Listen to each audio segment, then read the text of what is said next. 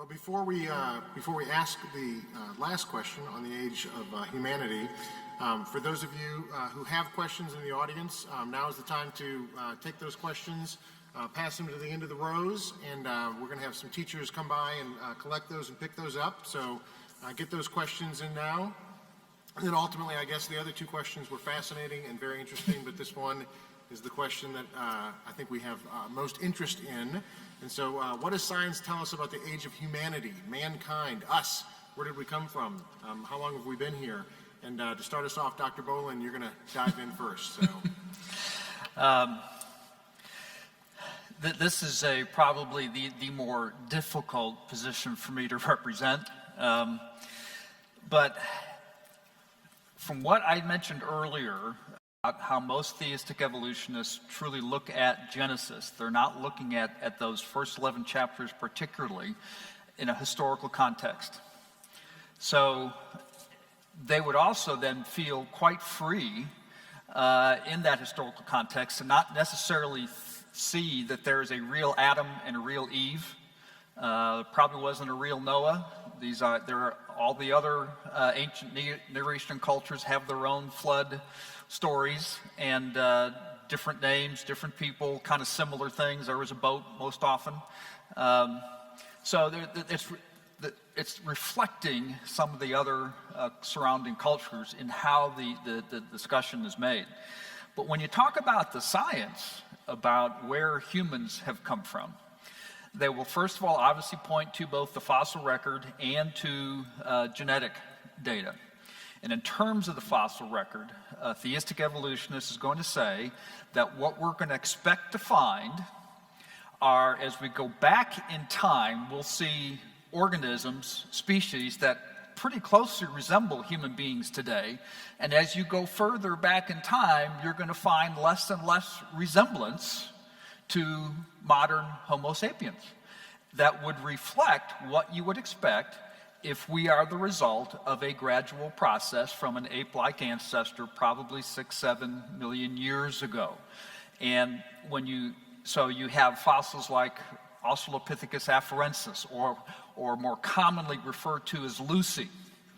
Lucy clearly had a more ape-like brain and more ape-like skull, but had the rudiments, the beginnings of walking upright.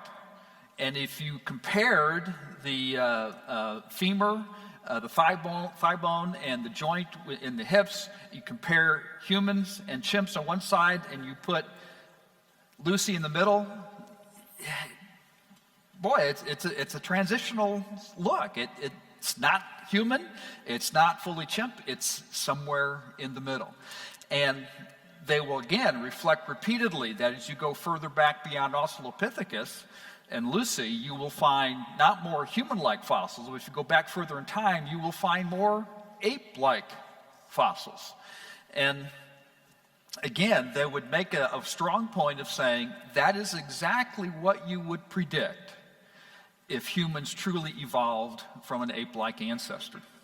Now, with all the genomic studies that are being done now, we can sequence genomes in a heartbeat, it seems, sometimes. By the way, back when I was in graduate school in the late 80s, early 90s, to simply sequence 100 nucleotides took you about a week. And now they're sequencing billions of them in just a couple days, it seems. Well, guess which genome is most similar to human beings, they would say. Well, it's not a bird. It's not an orangutan. It's the chimpanzee. The one by fossil evidence they would also say is who we're most similar to structurally, and by golly, the genome itself is very, very similar. We've been measuring that since going back to the mid-1970s when we just looked at a broad set of just a few proteins and looking at their genes and the protein sequences that, boy, there was about a 98% similarity between human and chimps. And when you go further away from that, when you start measuring the orangutan, you measure the gorilla, well, the proteins, they're a little bit more different. Again, they would make a strong case to say that that is exactly what you would expect to find if there was an evolutionary process, change over time, different organisms responding to different needs, different challenges from the environment, and some of those changes in the gene sequences are not functional. That they don't change how the protein functions. It's just getting slid in there by an undirected process that doesn't have a purpose or a plan. It's not going anywhere. So you'll find these kind of little differences and mistakes just popping up that don't have a functional component to them. It's just, again, a random process taking place. Thank you, Dr. Bohlin. Dr. Jeanson. Yes, sir. So just to hit the same points again, trying to harmonize the Bible and science, how do you do it? You get the interpretation of both right, you'll get harmony. You get the interpretation of both wrong, you'll get harmony. We're not dealing with a scientific question, we're dealing with a historical question. We're not observing, testing, and repeating the past. We can't. It's a historical forensics question, not a scientific one. What matters is the assumptions you bring to the table. Now, what is the Bible, what are the biblical assumptions we should make when we're thinking about the origin of humanity? Scripture very clearly teaches the origin of human beings from two people 6,000 years ago, Adam and Eve. That they did not have any monkey ancestry. We have no relationship whatsoever genealogically to the primates. Now, what is the evidence for this? As Dr. Bohlin mentioned, it's primarily paleontology, the fossil record, and molecular biology. What does paleontology actually say? I think you can see it for yourself. Here's the easy rule of thumb to keep in mind when you're thinking about the bones, just thinking about paleontology. Just ask to see the bones. Answer should be obvious. He mentioned Lucy. Here's an example of an artist's reconstruction, modestly drawn, since they often seem to like to draw females with female parts. So there's a reconstruction of Lucy. Notice her human-like feet, lots of hair. It seems like a transition. You want to guess how many bones this was based on? Do you think there's enough bone evidence here at the hip joint? Do you see any foot here that might tell you whether or not she walked upright? Not enough evidence here. And if you compare it to humans and chimps, you'll see that the human foot bone is quite different from the chimp. It actually looks kind of like the human hand. There's no foot bone distinguishing the two. The hip joints between humans and chimps are different. Not enough evidence there. And the bottom line is, when you're looking at the human and chimp and ape fossil record, and you look at so-called ape men, the answer should be obvious if you just look at the bones and not look at the reconstruction. It'll either be obviously human, obviously monkey, or there's not enough evidence to make a choice. Now, what about the DNA? What about this claim that we're 99% similar? What about the claim, you often hear it, that our chromosome number 2, human chromosome number 2, is a fusion of two chimpanzee chromosomes, and that this is a prediction of evolution? We'll take a look at the chromosome number of the great apes that supposedly we share a common ancestor with according to evolution. They have 24. That's the haploid number, the half number. Now, think like an evolutionist. If we evolved from an ancestor that we share with these great apes, what would you predict the human chromosome number to be? 24, yet the human chromosome number is 23. That should be a falsification of evolution right there. Evolution does not predict a chromosome fusion. What about this claim that we're 98 to 99% genetically similar? Once again, it's the assumptions you bring to the table. The evolutionists assumed that they'd be similar from the start. They assembled the chimpanzee genome on the human. We've been reanalyzing the raw data, and the data that's coming back says that they're less than 90% identical. That number is likely wrong because, again, it's based on bad assumptions. What about comparing the so-called junk DNA? Supposedly 90% of our genome is filled with junk. That's junk science. It's, again, based on bad assumptions, assuming that if we don't know the function, there must be no function. Finally, people got the idea that maybe we should do some experiments, and more data is accumulating that junk DNA is actually quite functional. We haven't a clue really what DNA says. Now, what if all this is wrong and we do more analysis and that we are actually 99% genetically identical to chimpanzee? Does that make any difference in terms of ancestry? Absolutely not. Why? Because if you look at the differences in behavior between us and our supposedly closest relatives, there are profound differences. Often in scientific discussions, we miss some of the more kindergarten points, so I'm going to emphasize them here for you, not to insult your intelligence, but because people often miss this. Chimps don't do any of the things, a lot of the things humans don't do, that humans do. We build jets, we drive cars. Chimps don't do that. They don't know how to go to the moon. They don't know how to distill the oil to make the rocket fuel to go to the moon. They don't know how to do the math to distill the oil to make the rocket fuel to go to the moon. Chimps have dramatically different behaviors than we do, and hopefully you can see that without me telling you. The problem for the atheistic evolutionist who has to explain everything he sees in terms of genetics and the environment is this. If we are 1% different from the chimp, how are you going to explain all those differences in behavior with that tiny window? I don't think you can do it. So even if 99% similarity was true, that's not a problem for the creationists, it's a problem for the atheistic evolutionist. Now, that's not the only data that's used to counteract this idea that we all originated from two people 6,000 years ago. There's some recent data the BioLogos group has been talking about, saying that we could not have come from two people 6,000 years ago, because if we look at just the human DNA, the way the human DNA is distributed around the world and the way the variations are, it requires a population of no less than 10,000 and requires several 100,000 years. That's, again, based on bad assumptions. It assumes there was no genetic diversity in Adam and Eve from the start. This is the HapMap project, if you've been keeping up with it. And if you assume there was genetic diversity from Adam and Eve in the start, it explains the data just great. So to summarize the young Earth position, we don't hold to the Big Bang or to billions of years that we're basically monkeys. Why? Because these are based on bad assumptions, which leads to bad science. If you make biblical assumptions, these are better assumptions, which will lead to better science, which will lead to the best view of the universe, and that is the bottom line.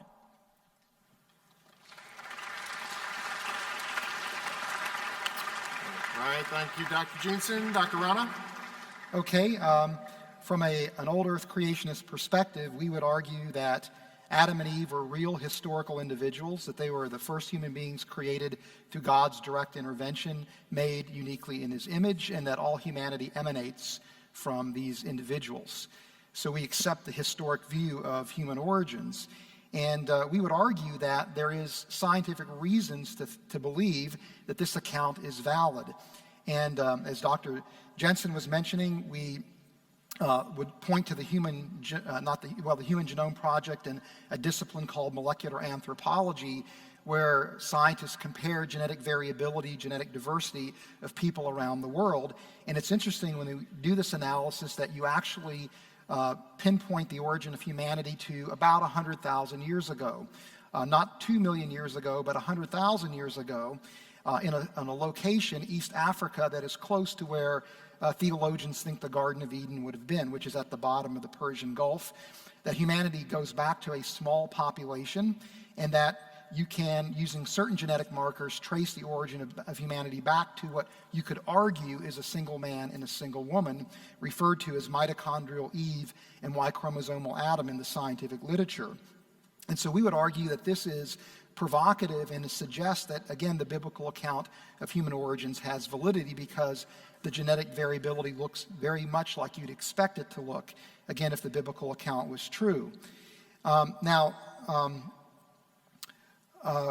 We would argue that the age of humanity, though, is, again, about 100,000 years ago, 100,000 years in age. And this is based on the genetic data that, again, is derived from diversity studies. But also when you look at the migration of humanity around the world, that migration begins at or near the Middle East and fans outward. And we have good evidence from genetics, archaeology, and the fossil record for the movement of humanity into Australia about 50,000 years ago, the movement of humanity into Asia about 40,000 years ago, into Europe about 30,000 years ago. So again, we would argue that that is too compatible with the genetic measurements of humanity being about 100,000 years in age. And I would argue that a 100,000-year date for humanity's origin is compatible, again, with the biblical account because the way in which the genealogies are often interpreted to be a timekeeping type of device is an illegitimate use of the genealogies. Now, how do we understand the hominids? Many people would look at these hominids, as Dr. Bohlin pointed out, that these are evidence for human evolution. But the way we view them is that these were creatures that were created by God, that existed for a period of time, and that went extinct. That we would understand them in the same vein that we would understand chimpanzees, orangutans, and gorillas. Fascinating creatures that have intellectual and emotional capacity to some degree, but creatures that clearly lacked the imago Dei. So we would understand the hominids in these terms. And Dr. Bohlin mentioned Lucy. And this is interesting because just a few months ago, there was a big hubbub in the scientific community about the discovery of Australopithecus sediba, which is a hominid that dates at about 2 million years in age, that presumably is now being touted as the ancestor to humans in evolutionary terms. But the consequence of this is that Lucy is now displaced from the human evolutionary pathway. And the fact of the matter is, every time a new hominid species is discovered, it creates chaos, not clarity, with regard to human evolutionary models, where as these, again, new hominids are discovered, they're forcing evolutionary biologists to redraw the evolutionary trees, and in doing so, these trees don't agree with past trees, nor do they agree with trees that other evolutionary biologists draw. There's so much chaos and confusion that it's hard to argue there's compelling evidence for human evolution in those terms. And in fact, most evolutionary biologists now dispute the status of Homo habilis, Homo erectus, and Neanderthals in terms of this evolutionary descent of man. How do we understand the genetic similarities and differences between humans and chimps? We would argue that these similarities are essentially reflecting the use of common designs and common materials to create human beings and chimps. But we also would point out that there are significant genetic differences that are biologically meaningful between humans and chimps that one could understand as being something that a creator introduced into these creatures. Very good. Thank you, Dr. Rana.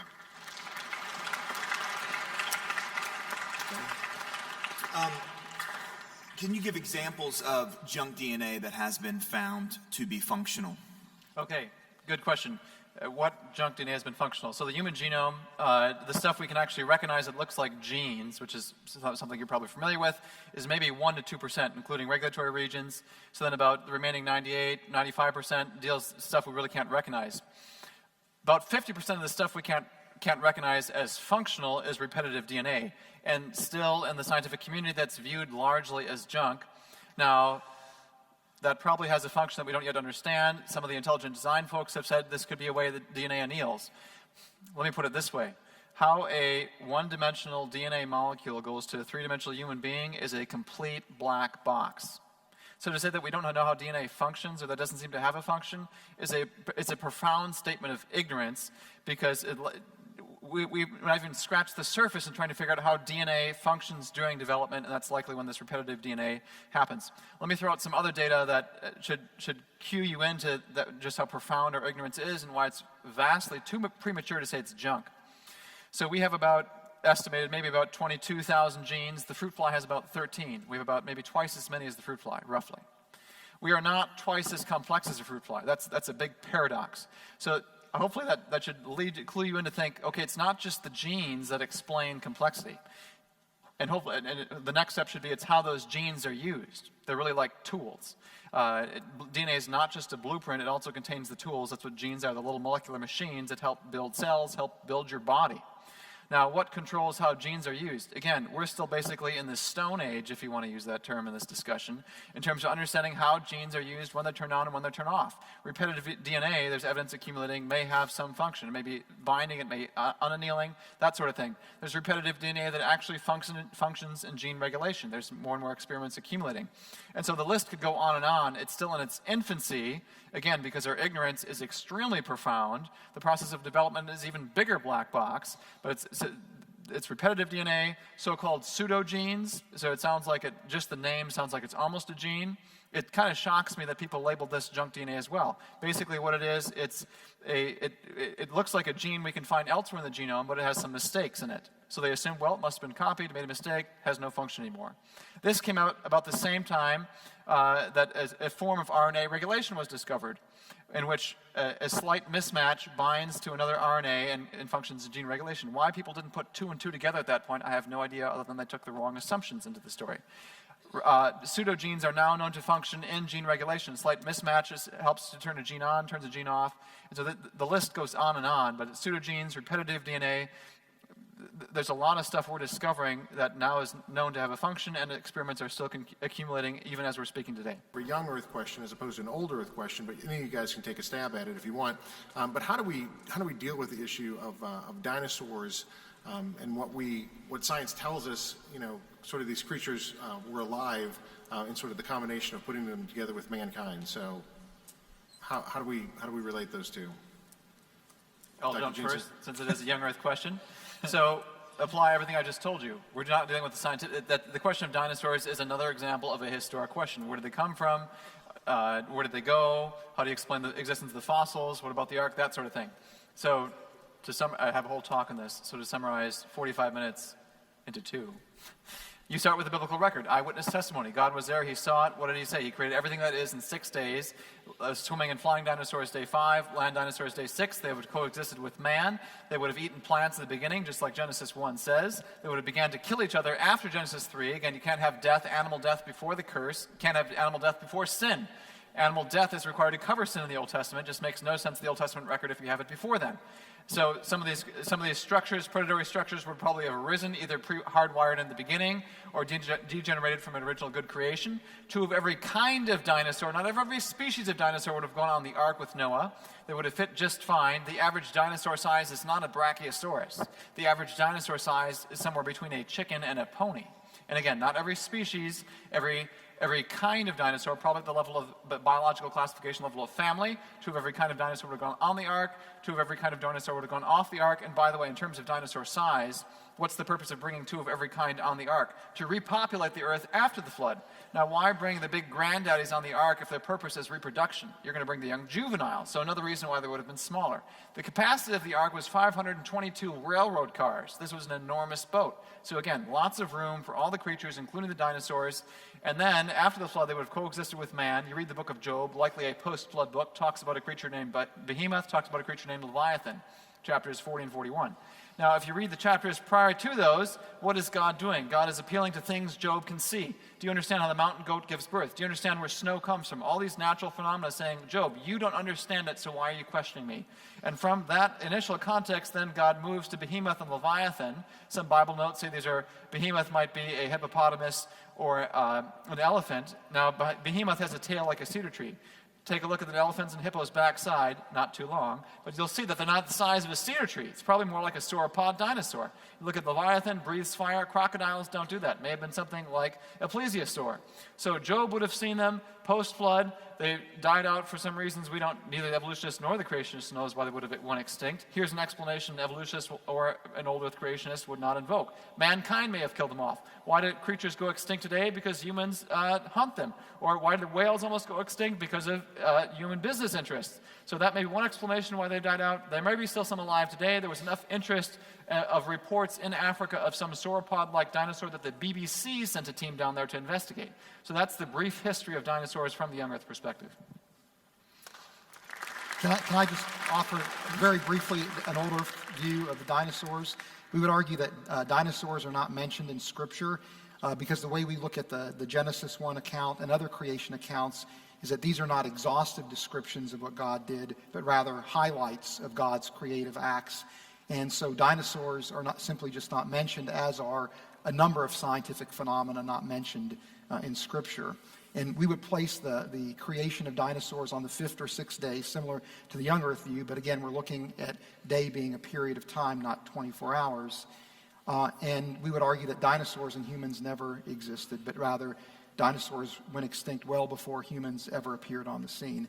And we would, again, argue that in Job, what you're looking at is either a hippopotamus or a crocodile mentioned by the Behemoth and Leviathan, not dinosaurs. It's important to keep in mind that Job is a poetic book, and so the use of metaphor is evident throughout the description of the creation that's found in Job 38 through 41. Really, in a sense, it's a follow-up question just to deal with this, because obviously a large, Dr.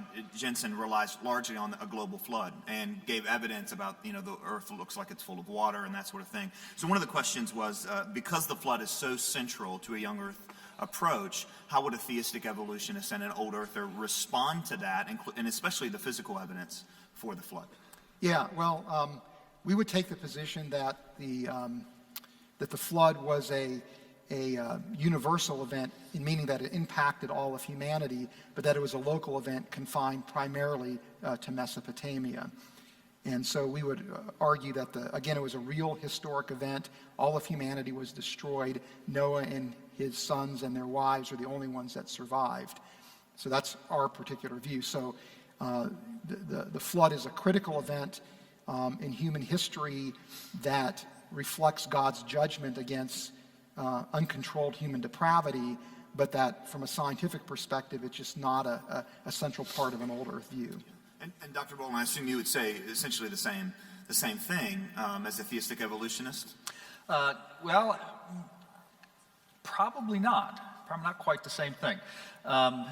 In terms of the physical evidence for the flood, one of the things that I would point out here is that some of the research that ICR has done, and I applaud them for, is looking into the radioactive dating methods. And I was on a Grand Canyon River trip with Answers in Genesis a couple years ago. They invited me to come. And just so you know, my personal position is that I reject theistic evolution, and I'm on the fence between these two guys, so the fact that I'm in the middle is a good place to be. When I'm with my old Earth friends, I'm always kind of defending my young Earth friends. When I'm with my young Earth friends, I'm kind of defending my old Earth friends. So I can play both sides of that. But on that trip, we talked a lot about some of this new research that they had done called the Rate Project. And one of the things that they wanted to see and look at was if we look into the rocks themselves, we can actually slice the rock and we can look at the very spot where radioactive isotope was decaying. And you should be able to find, if there was, say, 70 million years worth of radioactive decay, you should be able to follow the tracks. In other words, there's halos, if you will, around the little spot, and you can actually determine how many radioactive decays there were. And does it match with how old the rock is supposed to be, if you look at it from an old Earth evolutionary perspective? And to their surprise, they actually found that there is evidence of all that radioactive decay in the rocks.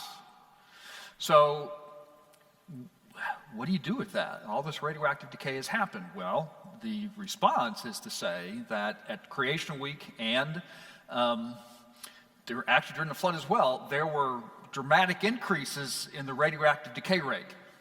Because one of the things that I've been on the Grand Canyon trips with ICR a couple of times, and so I've been in the canyon with Russ Humphreys and some of these other guys, and John Bumgartner, and I'm thinking, who's the Australian guy again?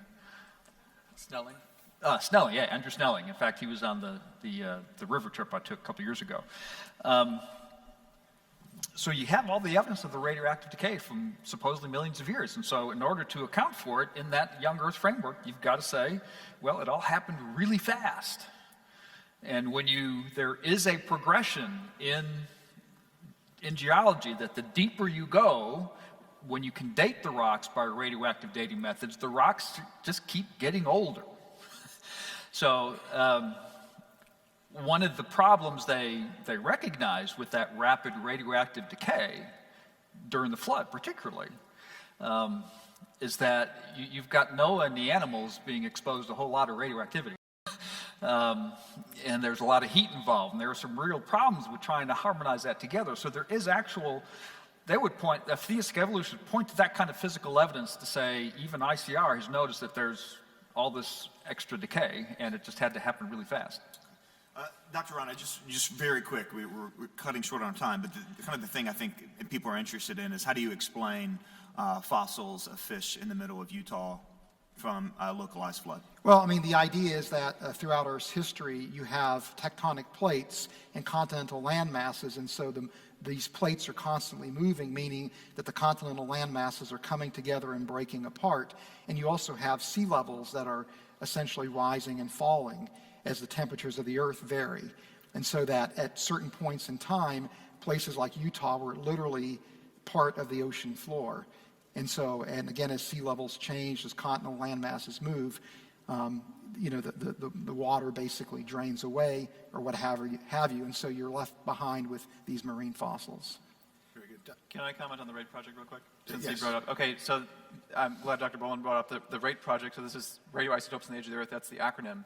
So one of the discoveries they did make, I just want to add a little bit more color to it, is there seems to be evidence of a lot of radioactive decay consistent with, again, a lot of this happening. Again, the key question is, what are the assumptions going in? Has the rate of decay changed? Well, here's something that doesn't fit the old Earth view. In the process of radiometric decay, you release helium. Now, helium is a gas. It can migrate through rocks, migrate to the atmosphere, migrate off into space. If there's been 1 billion years of radiometric decay, you can predict how much helium should be in the rock, how much helium should have diffused through the rock into space and the atmosphere. There's a whole lot more helium in that rock than the old Earth can explain. It's sticking around way too long. So there's a contradiction even in that. There's evidence for a lot of decay, but there's evidence that rock's only been sitting there a short amount of time. So even within the method itself, there are internal contradictions. A second finding of that project was relates to carbon-14 dating. Now, there should be no carbon-14 because it decays so fast. Its half-life is about 5,000 to 6,000 years. There should be no carbon-14 left in any rock after 1.5 million years. It's just the nature of the math, the way it decays. It's exponential decay. Now, you can find detectable carbon-14 that's not due to contamination in supposedly 300-million-year-old coal samples. That's carbon. It should have decayed hundreds of millions of years ago and should be nothing left. So that was another finding in this RAID project. Again, there's multiple contradictions. It doesn't date rocks of known age correctly. When we see evidence of lots of decay, we also see evidence of lots of helium, another contradiction. And when we date a rock by one method saying 300 million years, you see carbon-14 that says it can't be more than 1.5 million years old. So those are the other findings of the RAID project, contradictions all throughout this method. So the bottom line is it's really just not reliable. All right, Dr. Jeanson, stay there. This one's, I think, specifically a question for you. It says, if the sun wasn't created until the fourth day in the Genesis account, how do we know the first 3 days were actually little 24-hour periods since we don't have a sun to judge it by? That's a great question. How do we get, so you have Genesis days 1 to 3, you have evening and morning the first day, evening and morning the second day, evening and morning the third day, and oops, the sun doesn't pop on the scene till day 4. So how in the world can the Bible say evening and morning day if there's no sun? That's again another case of present is the key to the past. We're looking at our present universe and assuming this is the way it's always been. Do you think that when God is speaking things into existence, he's constricted and restrained and can only use the galaxies in the solar system as we presently use it? No, day 1, light and darkness. So there is a light source from the beginning. Light is needed for day and night. And how do we know that this was a light source day and night? You go to, again, 10 Commandments, work 6 days, rest the 7th. Why? Because the Lord worked 6 days, rest the 7th. They have to be 24-hour days as we understand them now, as Moses and the Israelites would have understood it then when they're hearing the 10 Commandments. So there was some other light source. This is not a problem for the young Earth view. It's a problem only if we assume that when day 1 happens, you have to see the universe as it currently exists, and that time and the Earth's rotation can only be measured according to present measurements of the galaxies. Again, I don't see why that assumption needs to be made. It doesn't fit the Genesis account where it says he's speaking things into existence, and it's very different than what we see today. So not a problem for a literal day in the first 3 days of creation, and again, not a problem to have plants before the sun, because again, you have light on day 1. So it doesn't contradict the account. It only contradicts if you assume that when we read Genesis 1, we have to assume we're looking at the world as we see it today. The next question is a really fun one, I think, because recently in the newspaper, some of us might have seen that there was this test that was done over in Europe in which they shot some sort of material through a mountain, and it arrived before they shot it. In other words, it really challenged our understanding that the speed of light is the fastest thing ever. Now, what does that have to do with each of your views? If the speed of light isn't the fastest thing, I mean, what you read in the newspaper is a whole scientific endeavor is useless. I mean, it was really funny to see kind of the panic. What on earth's going on? So I'd love to hear your response from each of your perspectives. Well, we actually have a podcast called Science Newsflash, if you permit me to have a commercial here, where we will talk about new discoveries that are in the headlines and what they mean for the Christian faith. And so when that announcement came out, Dr. Hugh Ross and Dr. Jeff Zweerink from Reasons to Believe did a discussion of it where they expected that there was going to be discovered systematic errors that essentially invalidated that result. And actually a few days later, people figured out where the systematic errors were, and that result has in effect been retracted. So there's nothing that necessarily challenges the idea that the speed of light is the fastest that an object can go.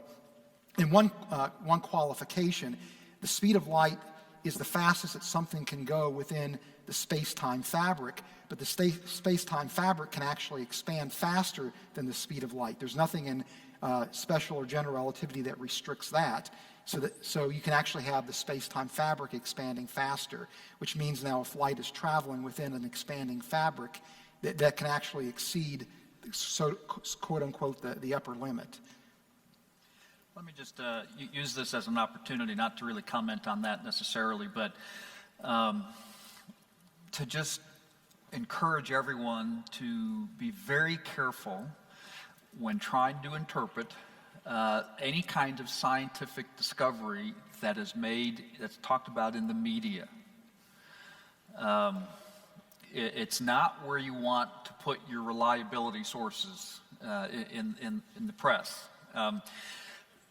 There's more than just that one example where a big announcement is made, and boy, it goes all over the place, and people are wondering about this, wondering about that, and then when it's somewhat retracted or people are backed off, that doesn't make the news.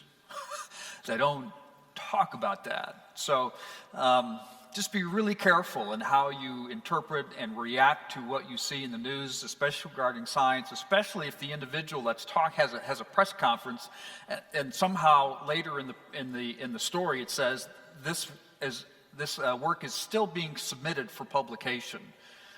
That means it hasn't been reviewed by the rest of the scientific community yet, but you're getting this one person's interpretation, so you have to be really careful about those newsworthy announcements.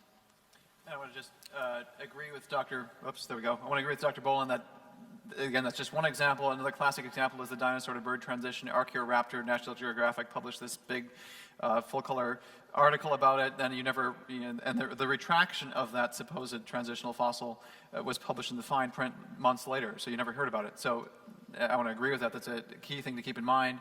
And I think our response that light travel was basically the same as the Reasons Organization. You can, again, I'll put a commercial into ICR.org. You can read about a lot of these things. We'll comment on them as they come out. And the physicists in our staff basically said the same thing. It's premature. It doesn't change a lot of what we're thinking. Okay, let's not do the commercials so briefly. Let's since we're really right at the end of our time, let's do our commercials a little bit more broadly, and tell us a little bit about your organization, how we can find you, how we can learn more about the research that you're doing. And Dr. Bohlin, you can use Probe. So talk to us about Probe Ministries and not about the theistic evolutionary perspective. So Dr. Rana, would you start off? Sure thing. Well, our website is www.reasons.org, and we have an app. So if you have a smartphone, you can download an app. We focus on how the latest discoveries in science provide ongoing support for the Christian faith. And as part of that, we have a number of resources that we make available for no cost. We have 3 podcasts that you can subscribe to for free that deal with science faith issues: Science News Flash, I Didn't Know That, and then also Straight Thinking, which is more of a critical thinking podcast. We also have articles that we write once a week that are published that you can subscribe to via email, as well as a number of blogs. So there's a number of resources that you can make use of that focus on things that are happening at the cutting edge of science. And again, how do you process that from a Christian perspective? And again, we're looking at this, of course, from an older standpoint. And one other thing that I'd like to say real quickly is I really appreciate Dr. Bohlin doing what he's doing. We've been commenting throughout the morning, off air, so to speak, how much we appreciate his willingness to represent a position that he doesn't embrace for the sake of education and making sure you guys are aware of this particular position. So I personally appreciate his willingness to do that and to do it with integrity. So.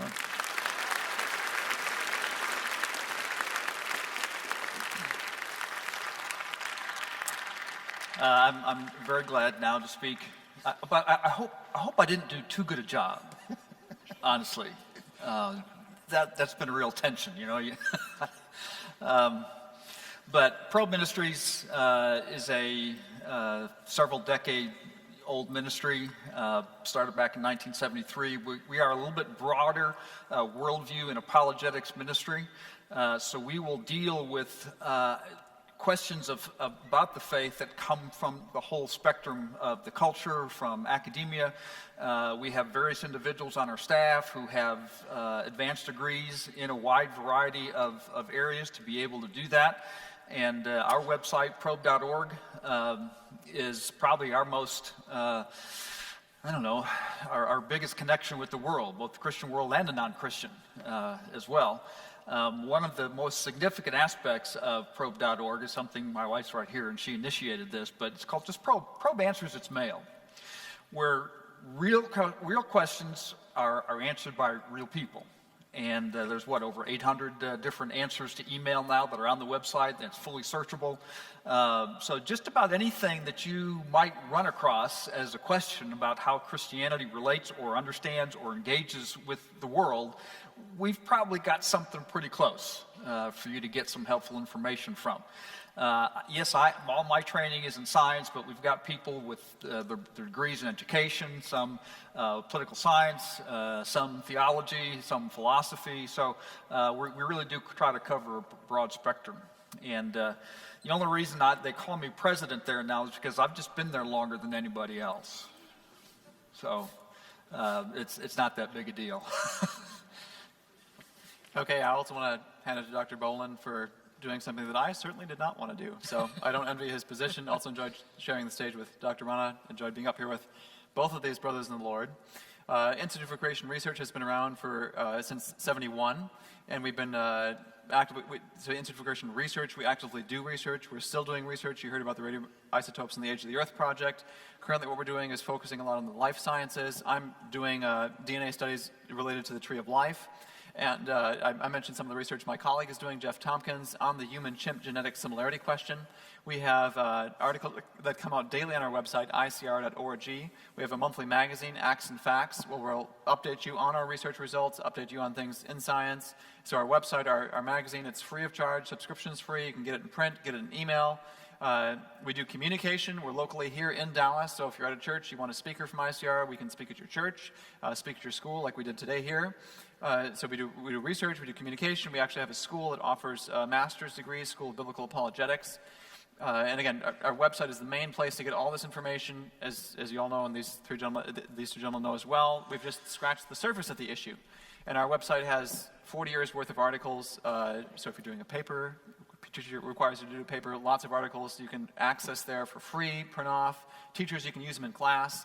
We have an education blog, scienceessentials.org. You can get the link from our website as well. ICR.org is the main stop you want to hit to get all the info and a whole lot more. Okay, let's thank each of our speakers, our panelists for today.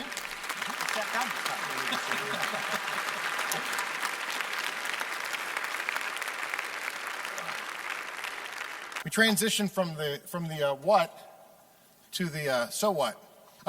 John Stonestreet is a great friend, not only of PCA, but just of thinking Christians everywhere. For those of you who have been to Summit Ministries up in Colorado Springs, you're very familiar with John. If you've listened to Breakpoint with Chuck Colson, you've probably heard John on there, and he does a great job. His background is a master's degree in Christian thought from Trinity Evangelical Divinity School. He is on the Biblical Studies faculty at Bryan College. Popular speaker, very entertaining and very educational. Please welcome John Stonestreet to help us understand what does this all mean.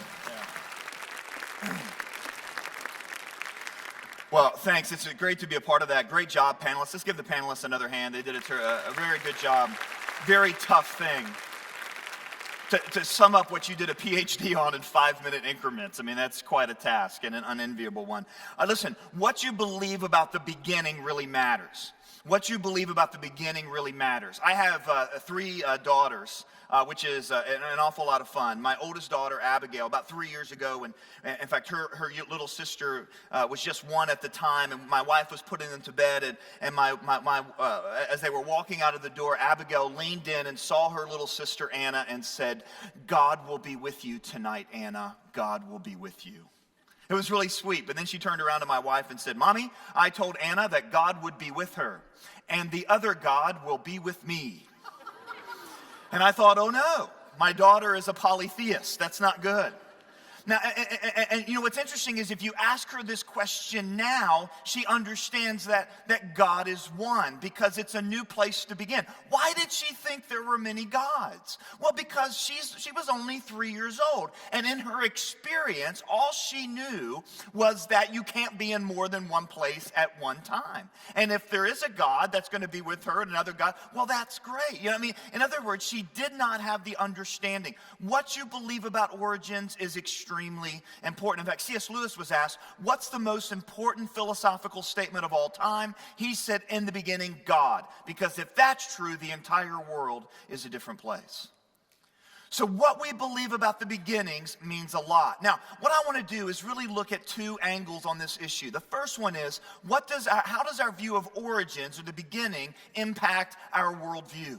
The first thing we got to understand is that it impacts, and this is probably the most important issue, and you heard these guys wrestle with this, especially Dr. Jeanson and Dr. Rana, is in the question of authority. In other words, one of the key issues in life is who says, and how do I know? Because there are going to be conflicts between what we see in the world and what we see in the scriptures. And at the end of the day, we have to make a decision. We have to make a decision of which one trumps which. The Bible and science are not equal players in the game. Something has to be a baseline authority. And I want you to understand that I think personally this is an enormous problem for those people who suggest that Adam and Eve wasn't a real person or wasn't a real couple, that the Adam and Eve story is a myth. Now, this isn't all theistic evolutionists, but it is the primary majority of theistic evolutionists would say that Adam and Eve aren't real people. What's the real problem with that? Well, if you go to the New Testament, first of all, Genesis 2 and 3 seem to talk about Adam and Eve as if they're real people, but a bigger issue in my mind is, let me back up. How do we know that the Bible is true? The Word of God is true because of the God of the Word. This authority of the Bible comes from the authority of the God whose Bible it is. And if you jump to the New Testament, you have Paul and you have Jesus who actually talk about Adam and Eve as if they are a real couple. In fact, I had an opportunity to sit down with a Christian who, good guy, and he is a biblical scholar, and he's dealing with all of these issues, and he did not believe Adam and Eve was a real person. And I sat down and I said, well, listen, Jesus seems to talk about Adam and Eve as if they were real people. And this guy goes, you're right, I agree. Jesus thought Adam and Eve were real people, but we know from genetics that that's not true. I said, wait a minute, are you saying Jesus was wrong?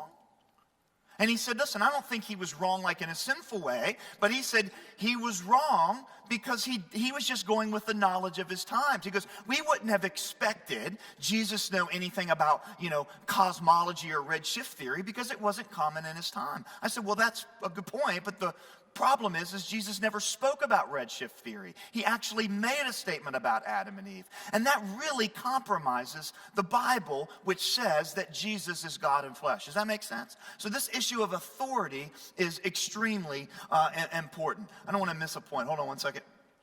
Okay. Second issue on how our view of origins affects our worldview. And this is what I think is the most important question of our society, and that is it affects our definition of what a human being is. It affects our definition of what a human being is. Every culture either brings life to humanity or steals life from humanity. Either cultures give life to real people or they steal life from people. So you can look, for example, at cultures that believe that African Americans should be enslaved. It stole their humanity. It stole their life. And that idea for a long time was justified actually using a view of the old, about some of the origins, and especially the mark of Cain and other sorts of things.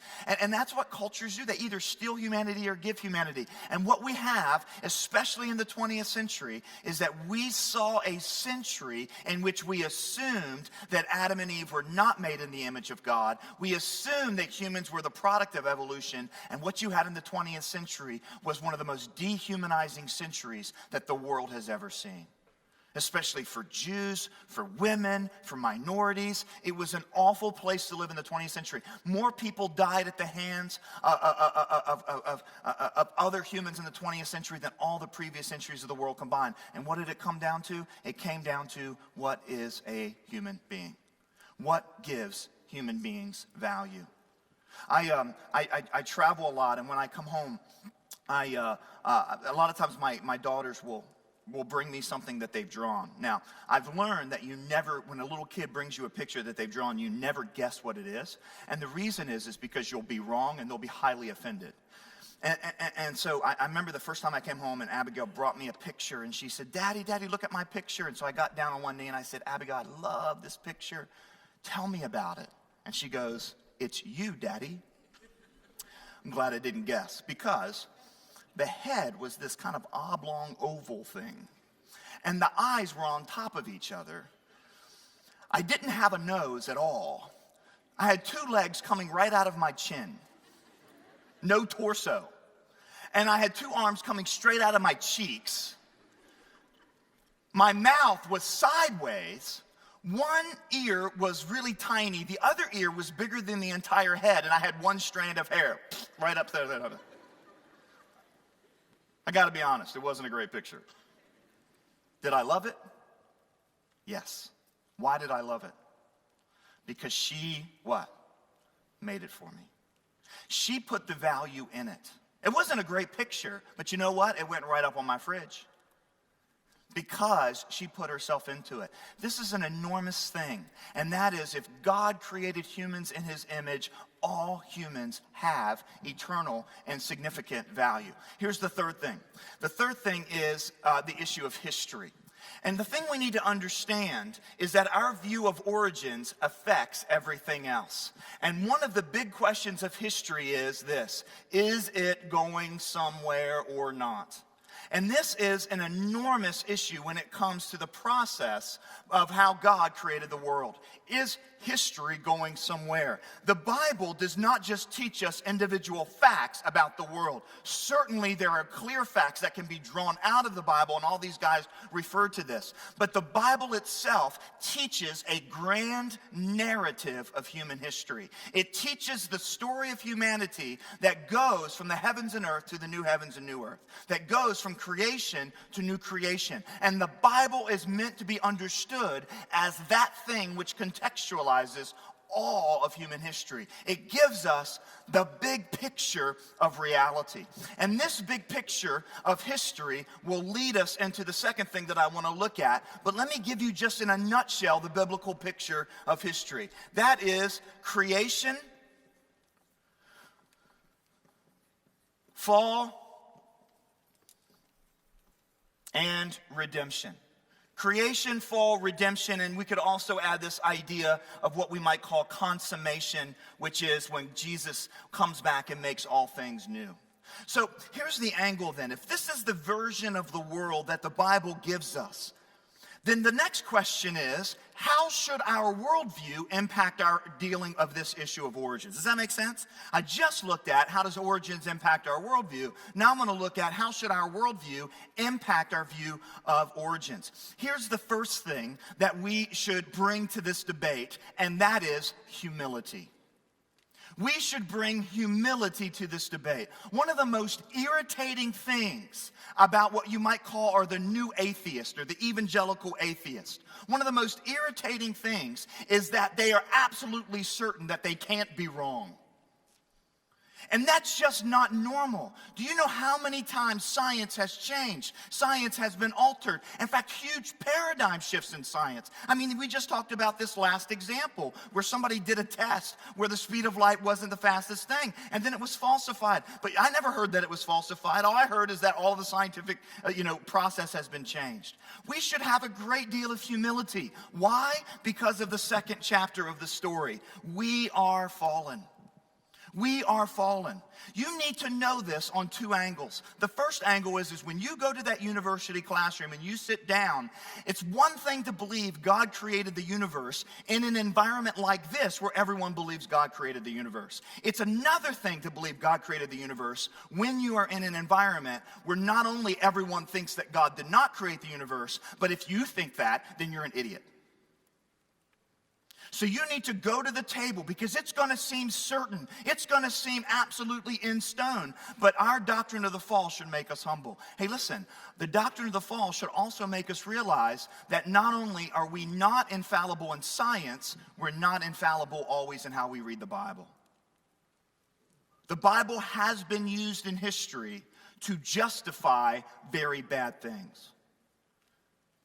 On a flat scientific level, You look at the Bible at face value and you know what you read? You read that the earth is fixed on its foundations. It says that numerous times, especially in the Psalms. The earth is fixed on its foundations and the sun goes around the earth. And that's why for centuries, the church taught the earth is fixed. The earth is fixed. The earth does not move. And suddenly you have people the science doesn't back that up. And we had to reaccommodate our understanding of the Bible. Why? Because the Bible is to be read literally, but it's actually to be read literarily. In other words, when not an embellishment, but when an analogy is used or when some sort of comparison is used, we need to read it like that. Just because the Bible says that God spreads his wings over Israel like a mother chick does not mean that God is a mother chicken, right? We've got to be able to read the Bible well and realize that our interpretation may be fallen as well. And that's why we need a couple things. Number one, we need the text itself. We need to live in the text. We need to read the Bible. Number two, we need to read the Bible in the context of church history. We need to know how other people read the Bible. How did they understand these verses in history? What are the points where we went wrong? And then number three, we need to read it in the context of other believers. That's why, one of the reasons this panel was so important. Because quite frankly, on this debate inside the church, there's an awful lot of mudslinging. And that brings up my second point. Number one, we need to be humble. Our worldview that includes the fall should make us be humble. Number two, we need to be charitable. We need to treat other believers as other believers. Iron sharpens what? Iron. So let's be iron on each other. Let's sharpen each other. And we need to have these robust debates. And you kind of felt that these guys were ready to go further and further and further. And we need that, but we need to do it in a spirit of charity. And I appreciate how all these panelists did that. And you need to do that as well. Because our understanding of the fall should make us be humble about ourselves, and it should make us be charitable to other people, realizing that both we and they may be fallen as well. Number three, and this is the last thing that our worldview should bring to this debate, and this is the thing where the Bible leaves us at the end of the day as humans in the world, is that we should be people of hope. We should be people of hope. One of the worst things about an atheistic view of reality. In fact, I just saw a book on this just the other day. Basically, it was a book written by an atheist saying, living life without any illusions. Just get over it. You know what he said? He said, of course, science has proved that God doesn't exist, and so therefore, everything is meaningless. Every thought that I've had is meaningless, which is interesting because I don't know why he wants us to read his book. Every human plan is determined by biology. He was a nihilist. That's an idea that says life is nothing, it's worth nothing. He was a nihilist. What I appreciated is he was consistent. But you know what? An evolutionary mindset, an atheistic evolutionary mindset, has been deeply embedded into Western society, and so we have a whole lot of people who are hopeless. We have a whole lot of people who do not know why they are here. We have a whole lot of 20-somethings who don't have jobs, don't have any sense of meaning in their lives. Some of them do have jobs, and they just go gather. This is kind of characteristic of the whole Occupy Wall Street movement. Let's just get together and complain without any solutions. That's an example. You have a whole bunch of people who were devastated when Kim Kardashian got divorced after 47 days. I'm like, really? Is that a surprise? You know?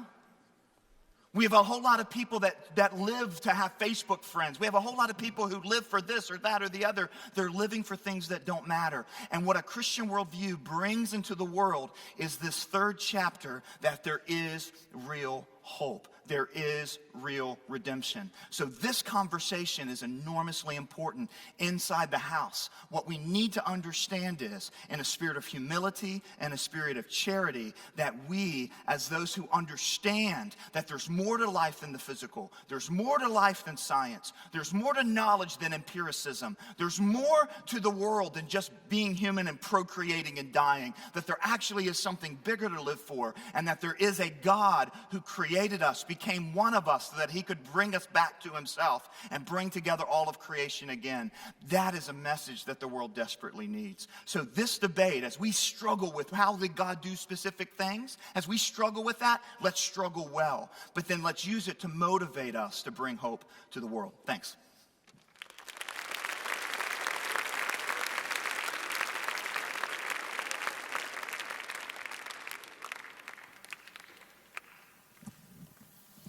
All right. Well, I hope you guys are tired from listening well.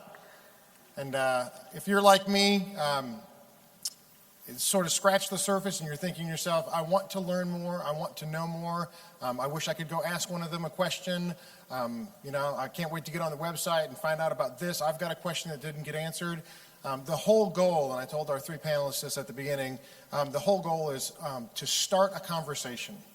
To start a conversation that you go back and ask your parents about, you go back and ask your science teachers about, your Bible teachers about, and I pray that you will continue on this search to find the answers that you have. So that is, I think the panelists did a great job. John did a great job of kind of allowing us to see how important this is within Christianity, to have this search for the truth, for the answers, because the world desperately needs to know that God created. And that God created with a design and with a plan, and that is why we are here. So let me go ahead and close this up in prayer. Dear Heavenly Father, we just thank you for this time. We thank you for our panelists, for John Stonestreet as well, Father, just for giving us some food of thoughts to chew on, to think about, to wrestle with. Father, and ultimately, we desire to take all things back to your word so that we can understand things. Father, your word says that your ways are higher than our ways.